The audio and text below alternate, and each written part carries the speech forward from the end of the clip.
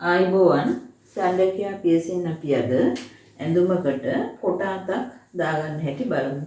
කොට අතක් කියන්නේ අත දිග අඟල් 4ක් විතර වෙන අතක්. මම මේ සඳහා රෙද්දක් කරන් දෙකට නවා ගන්නවා.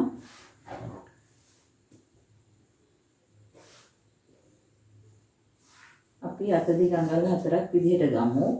අත දිග අඟල් 4යි මැහුම් වාසි භාගිකුත් එක්ක 4මාරක් විදිහට අපි ලකුණු කරනවා. වාටිය සඳහා අඟල් 1මාරක් ලකුණු කරනවා. වාටිය නැම්ම රේඛාව ඇඳ ගන්න. වාටිය රේඛාවත් ඇඳ ගන්න. දැන් අපි වෙනත් හදනවා වගේ මේ කොට අතේදී 4මාරක් පාත් කරලා උරහිස දෙකට බෙදලා ලකුණු කරන්න බෑ. ඒක නිසා අපි මේ අඟල් 4මාර දැන් අත දිග ප්‍රමාණයේ මැහුම් වාසි භාගයේ මෙතන තියෙන්නේ.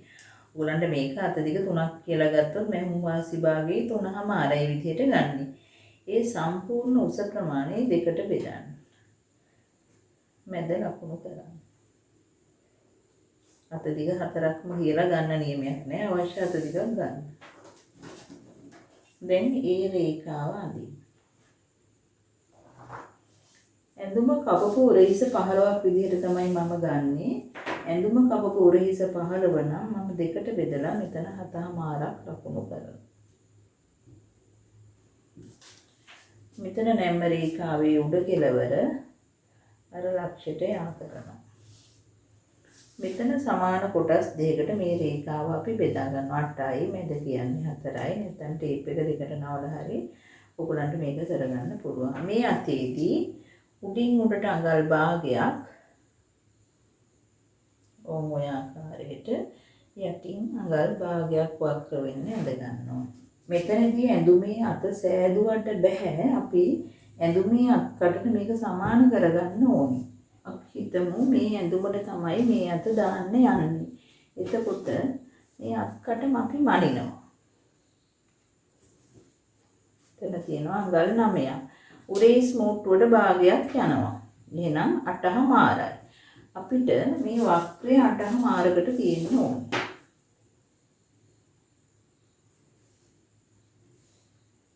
මෙතන 8යි කාලයි තියෙන්නේ 8මාරක් නෑ. ඒක නිසා මම ඒ කොටස වැඩි කරලා ගන්නවා. මතුවෙච්ච කොටස වැඩි කරලා නැවත රේඛාව ඇඳලා නැවත මැද ලක්ෂය ලකුණු කරනවා.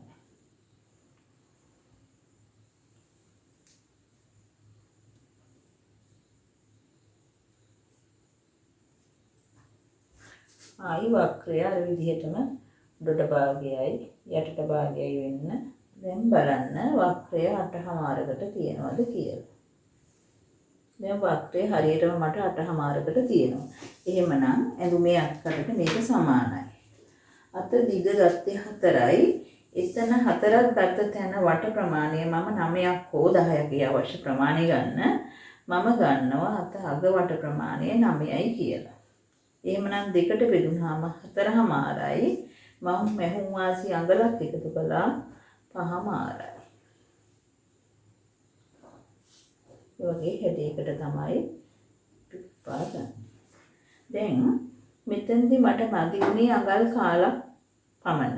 ඕගොල්ලන්ට සමහර විට අඟලකට වඩා අඩු වෙන්න පුළුවන්. මේ අඟලම වැඩි කරලා නැවත රේඛාව ඇඳලා කොටස් දෙකට බෙදලා අත්කට ඇඳගෙන ඇඳුමේ අත්කටට සමාන කරගන්න ඕනේ.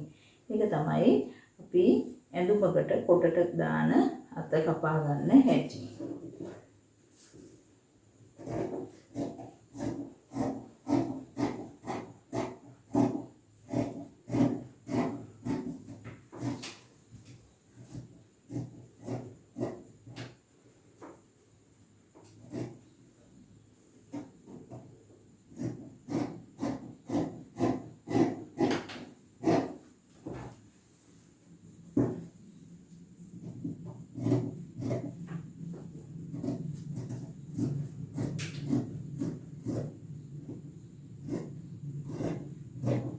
ඇඳුමකට මේ වගේ අත් දෙකක් ඕනේ. ඔයගොල්ලන්ට එකපාර රෙද්ද නවලා අත් දෙකම කපා ගන්නත් පුළුවන්. නැත්නම් එකක් කපලා ඒක තියලා අනිත් අත කපා ගන්නත් පුළුවන්. ඊපස්සේ මෙතන උඩට කට් එකක් දෙන්න. මේ රේඛාව අනිත් පැත්තට අපි ඇඳ ගන්නවා.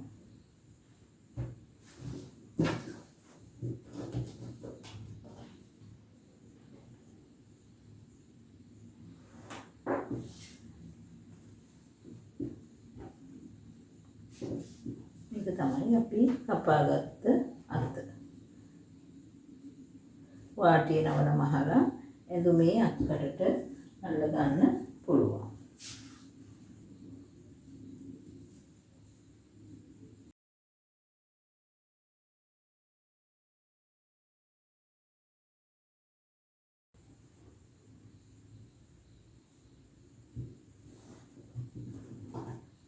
මේක නම් අපේ ඇඳුම උරේස් දෙක මෝට්ටු කළා.